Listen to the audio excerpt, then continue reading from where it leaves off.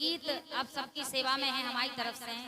देखो आप जब अपने ते शादी ब्याह हो तो पंगत बैठी जा तो बड़े प्यारे प्यारे गाना गावती मताई बहने। सो हम कह रहे गीत के माध्यम से देखो आप, और जब पंगत बैठी सभी जने भोजन के लाने बैठे तो महिलाएं छत पे हो गा रही हो। क्या कह रही? क्या कह रही? कह रही